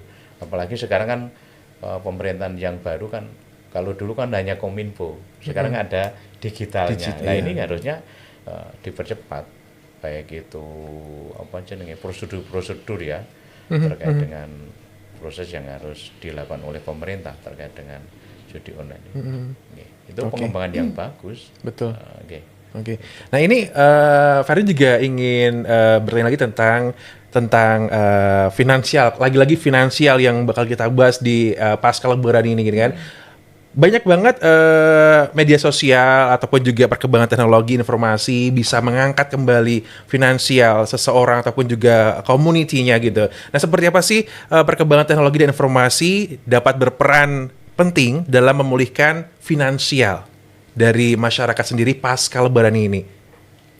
Kalau menurut saya yang namanya semua sekarang kan serba digital. Jadi kalau misalkan saya selalu bilang kalau misalkan orang entrepreneur sekarang gampang banget ya Pak ya, jadi entrepreneur dan pemerintah itu sebetulnya sedang menggalakkan sekali entrepreneur di Indonesia. Ya, bayangkan sekarang kalau dulu orang itu jualan, orang cari barang. Kalau sekarang karena barangnya banyak banget, jadi barang cari orang. Jadi ketika kita buka ke marketplace itu kan banyak banget, ada Shopee, Tokopedia, Blibli dan banyak lagi. Itu kan kita tinggal pencet-pencet aja kan. Nah, kemudian juga ada misalnya orang yang beberapa dia mungkin senang bikin kue, senang bikin makanan, berjualan itu lewat lewat status WA online dan segala macam. Menurut saya itu sesuatu yang bagus ya, dan itu perlu digalakkan oleh masyarakat ke depan supaya kalau lebih banyak entrepreneur di Indonesia terutama di Jawa Tengah itu kan nanti tingkat perekonomiannya juga kan pasti akan meningkat kan gitu. Nah, bayangkan kita tuh pernah mengalami krisis tahun 98, 2008 dan dengan uncertainty kayak sekarang, satu-satunya penopang itu sebetulnya bukan dari dunia perbankan dan segala macam, tapi justru dari sektor informal gitu. Nah, itu yang menurut saya penting kerabat Unima ini nanti ke depan supaya kita lebih banyak berentrepreneur lah. Terutama kalau sekarang kan mungkin sudah lebih lebih mudah itu untuk berwirausaha. Tapi juga yang menjadi concern kita bersama mungkin juga dukungan dari pemerintah ya Pak Ribut ya. Yang pertama bantuan pemerintah mungkin bukan hanya dari segi barangnya aja, tapi juga dari segi misalnya gini, kita kan produksi barang banyak nih, kemudian kita harus tahu cara memasarkan. Kalau sekarang pemasaran itu kan bukan hanya offline aja, tapi juga online. Nah, perlu juga banyak pelatihan marketing digital, misalkan bagaimana misalnya kita, contohnya misalnya kayak aku gini ya, ini kan punya Unima nih. Nah, pengemasannya caranya gimana, kemudian nanti packagingnya gimana, kemudian nanti cara memasarkan ini di media sosial gimana. Nah, itu kan perlu bantuan sebetulnya, karena kalau kita sendiri mungkin kan ada yang terbatas ya Pak Rifat, dibantu ke depan untuk misalnya nanti bagaimana caranya memasarkan ini di media sosial. Untuk bisa masuk ke marketplace itu kan juga nggak mudah gitu. Membuat barang ini menjadi tertarik dulu, karena kalau orang mau beli barang kan kita harus tertarik dulu sama barangnya. Betul. Packagingnya gitu packagingnya juga ya. harus bagus. Betul. Kemudian cara memasarkannya harus bagus. Gitu. Itu perlu juga mungkin bantuan dari pemerintah ya. Betul. Kalau dari Pak Ribut seperti apa pandangannya tentang pemulihan finansial dengan kemajuan digitalisasi ini, Pak? Sebetulnya peluang yang sangat bagus, peluang yang sangat besar, kan gitu. Contoh misalkan, dulu sebelum ada TikTok, kalau penjenengan buka Ucup Klaten, iya. Itu kan Mang Ucup ya. Iya. YouTuber dia. Iya benar. Dan dia juga sekarang menjadi miliarder ya. Itu hanya satu sesi saja, produk teknologi, media sosial gitu loh. Dia berkolaborasi dengan keadaan lingkungannya, lokal wisdomnya, gitu. Terus ini akhirnya juga melegenda Ucup Klaten itu sampai sekarang. Dan Mbah Minto ya Pak ya, diingat banget. Mintonya sudah situ aja, sekarang dia mencari orang yang lain. Sekarang udah mulai berkembang lagi, apalagi ada TikTok, ada macam-macam. Ini sebenarnya peluang. Nah, betul yang dikatakan Bu Tita. Lah bagaimana kita akan mengemas itu? Bagaimana kita akan berperan di situ? Nah, bagaimana kita akan mendapatkan kalau saya bukan cuan ya, tapi pundi-pundi dari proses itu. Betul. Terkait dengan proses. Nah, ini kan juga harus ada peran pemerintah tadi yang diatur. Ada latihan misalkan pembuatan video pendek, misalnya marketing digital atau orang. Tetapi di situ juga harus ada nyon sewu ciri dari Republik ini. Jadi orang Indonesia itu ada kesopanan di situ, ada macam-macam. Karena kan ada juga toh. Misalkan yang ngiriani nyon sewu itu ya itu. Nah, itu juga harus ada pelatihan-pelatihan terkait dengan etika ketimuran kita. Terkait dengan itu. Jadi berbudaya lah terkait dengan proses itu. Karena kan memang budaya ini yang harus segera dikembalikan. Itu sangat peluang sekali ya. Betul. Menurut saya. Apalagi ada telepon dari handphone Unima ternyata ya. Jadi harus tetap melokal aja Pak ya. Melokal dan tentunya nanti dengan ciri khas tersebut bisa go internasional ya. Ya contohnya Pak Mas Ucup Klaten dan benar. Itu kan sebetulnya kan yang di clue di sana atau yang tampilkan di sana ini kan sebenarnya peristiwa sehari-hari kita yang kadang kita lupa. Benar. Gitu loh. Gitu. Kan itu. Misalnya terkait dengan areng godhog wedang, kelalen, ngantek gosong gitu. Bisa hal-hal yang sederhana, simpel ternyata bisa jadi pundi-pundi rupiah. Sebetulnya itu yang kedepannya juga harus dilakukan. Betul. Anak muda yang sekarang menyebut dirinya dengan Gen Z. Betul. Gitu. Pak, ini ada yang masuk, ada Mbak Tati yang ada di Borobudur. Apakah di Jawa Tengah ini ada pelatihan untuk UMKM, Pak? Untuk bisa, untuk bisa go internasional gitu. Apakah ada pelatihan-pelatihan untuk UMKM sendiri yang di... Ya ada. Ada ya, Pak? Ada. Banyak. Banyak. Maksudnya pelatihan-pelatihan itu di Jawa Tengah. Penjenengan bisa menghubungi. Kalau di internet itu kan WW Jateng, ini di Perindak, Provinsi Jawa Tengah itu juga ada. Kemarin kita juga pernah ya bahas terkait dengan UMKM di Jawa Tengah ini, bagaimana problem dan solusinya kan. Yeah. Termasuk lebaran itu biasanya ada pedagang dadaan. Nah, pedagang dadaan itu biasanya kan urusan sampahnya yang harus segera dikelola. Nah, ini ada. Okay. Kalau misalkan Mbak E kan ini Jateng 8 ya DP. Bisa bisa menghubungi Pak Narno kan, anggota dari Narno. Sini, Pak Sunarno yang Magelang. Terus Mbak Endri, Bu Indri, Mbak Ayu dari PD Perjuangan. Kalau mau hubungi saya juga bisa. Nanti kalau saya dari Boyolali atau warga Boyolali di sekitarnya bisa ya. Bisa datang. Jadi kangen atau mungkin di perindak setempat lah terkait dengan proses itu. Banyak pelatihan-pelatihan. Kalau saya dulu di kabupaten sering juga 3 bulan sekali kita bekerja sama dengan BLK, bagaimana cara mengemas, bagaimana cara menyajikan, terus cara nemoto, cara lebih menarik di dalam media sosial itu ada juga.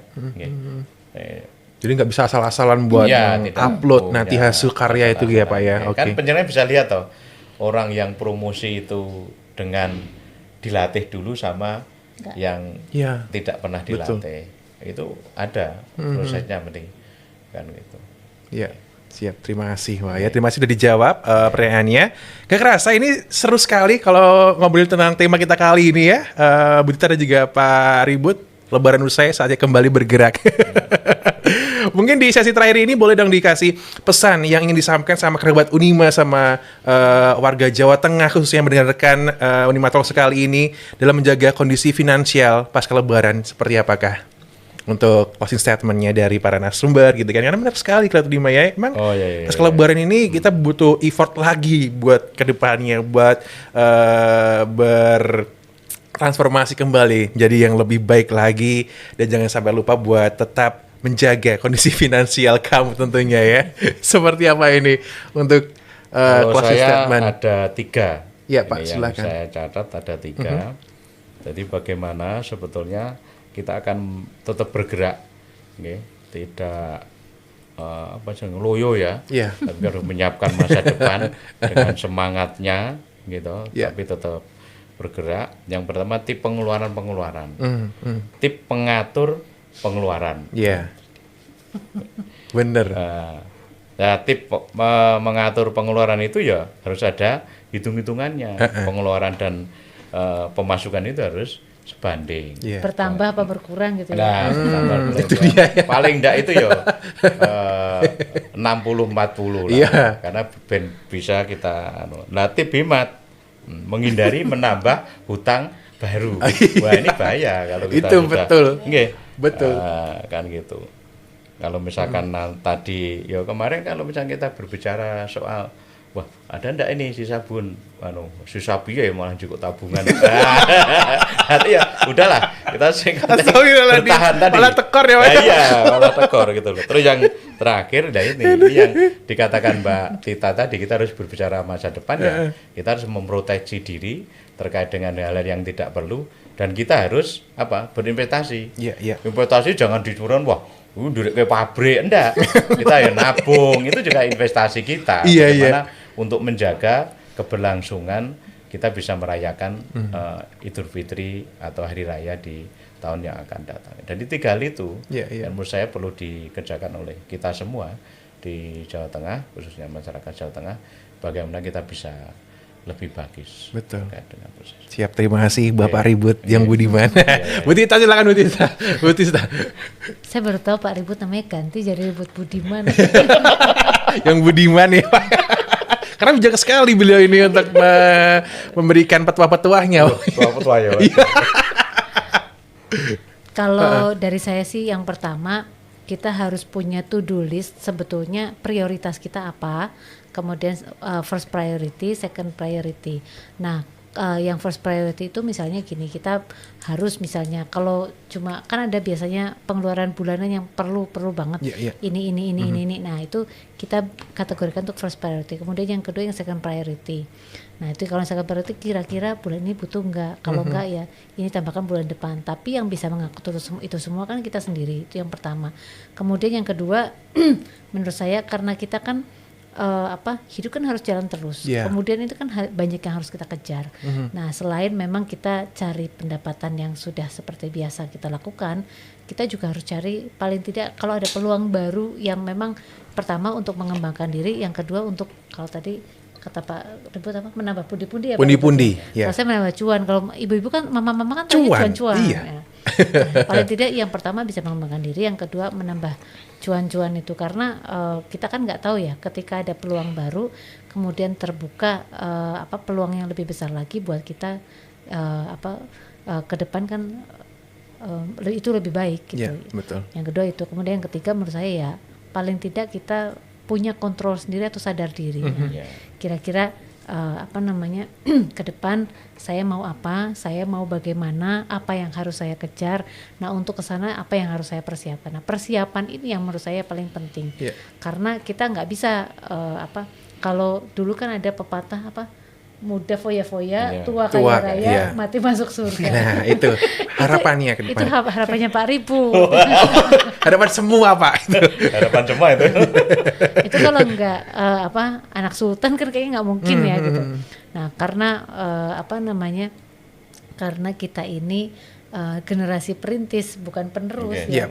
Jadi paling tidak kalau generasi perintis kita punya harapan ke depan, kita pengen mencapai apa. Nah, hal-hal apa yang akan kita capai yaitu yang harus kita tulis.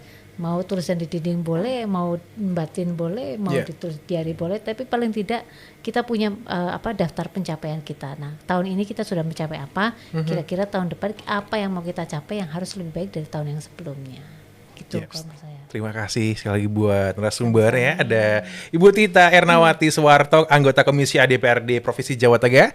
Ada Pak Ribut Budi Santoso, anggota Komisi ADPRD Provinsi Jawa Tengah. Ketemu lagi Pak, insya Allah di next Unima Talk Show lagi Pak. Oh ya, siap. Seru sekali loh ini.